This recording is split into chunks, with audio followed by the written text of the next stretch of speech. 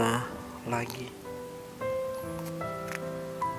Itulah judul perenungan kita hari ini, dan bacaan di dalam 1 Yohanes 3 ayat 1 sampai 10 dan Mazmur 32 ayat 1 sampai 11. Saudara bisa membaca terlebih dahulu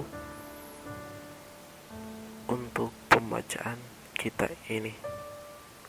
Dan untuk pembacaan yang pertama, saya ambil nas dalam 1 Yohanes 3 ayat yang keempat, berbunyi demikian: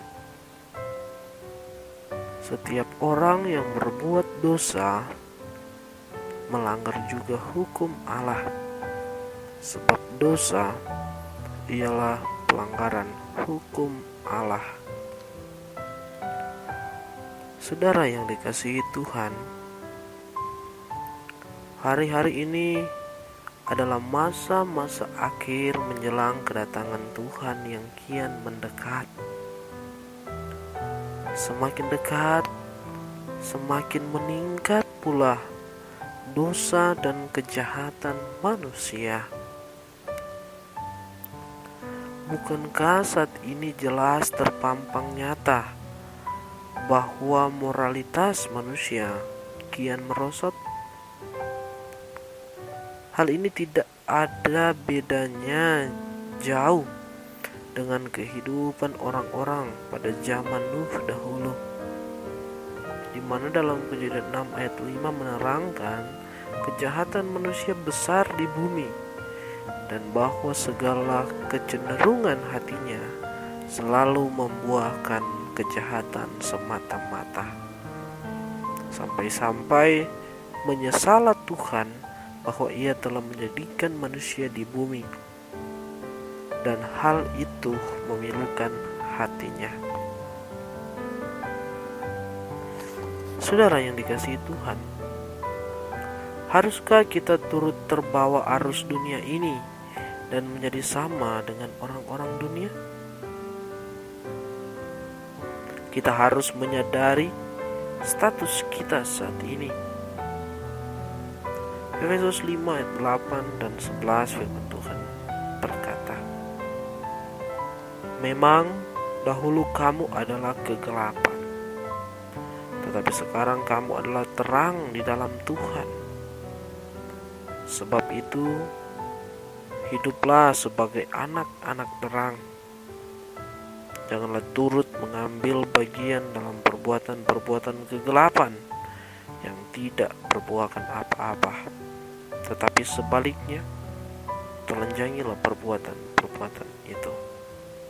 Alkitab dalam Wahyu 22 ayat 11 juga dengan keras menyatakan, barang siapa yang benar, biarlah ia terus berbuat kebenaran. Barang siapa yang kudus, biarlah ia terus menguduskan dirinya.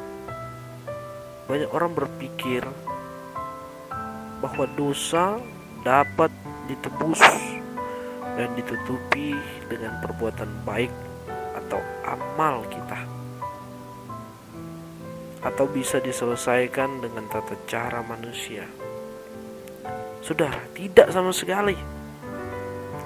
Manusia yang berdosa tidak bisa menebus dosanya sendiri, sebab tidak mungkin dosa diselesaikan dengan dosa.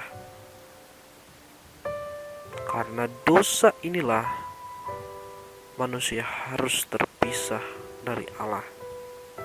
Sebab dosa adalah pelanggaran terhadap hukum Allah, yaitu setiap firman yang tertulis di dalam Alkitab.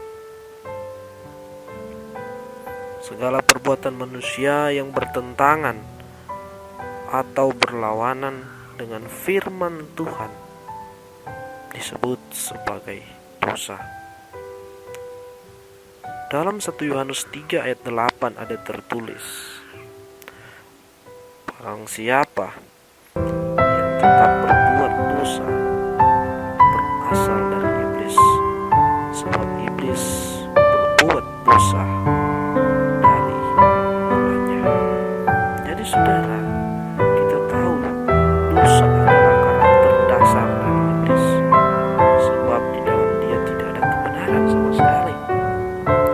Yohanes 8 ayat 44, dia adalah pembunuh manusia sejak semula dan tidak hidup dalam kebenaran, sebab di dalam dia tidak ada kebenaran. Apabila ia berkata dusta, ia berkata atas kehendaknya sendiri, sebab ia adalah pendusta dan bapa segala pendusta.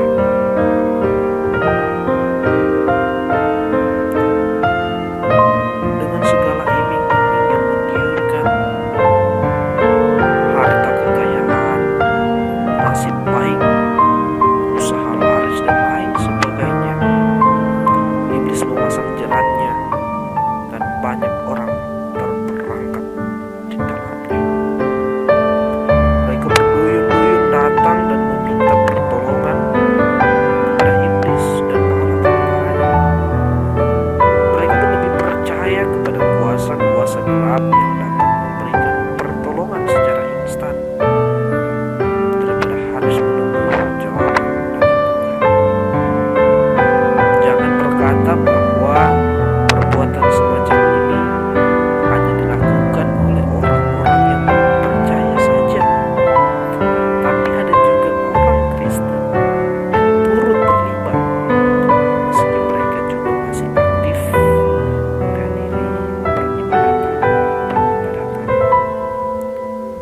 Satu-satunya jalan untuk terlepas dari kuasa kegelapan yang membelenggu adalah membereskannya di hadapan Tuhan Yesus. Karena Yesuslah satu-satunya pribadi yang sanggup membebaskan kita dari tubuh dosa. Galatia 3 ayat 13 dan 14. Kristus telah menebus kita dari kutuk hukum Taurat dengan jalan menjadi kutuk karena kita, sebab ada tertulis, terkutuklah orang yang digantung pada kayu salib. Yesus Kristus telah membuat ini supaya di dalam dia berkat Abraham sampai kepada bangsa-bangsa lain, sehingga oleh iman kita menerima roh yang telah dijanjikan itu. Saudara yang dikasihi Tuhan, di dalam Kristus kita bukan lagi menjadi hamba dosa, melainkan hamba kebenaran. Kita tidak lagi berada dalam kegelapan, melainkan telah dipindahkan kepada terangnya yang ajaib.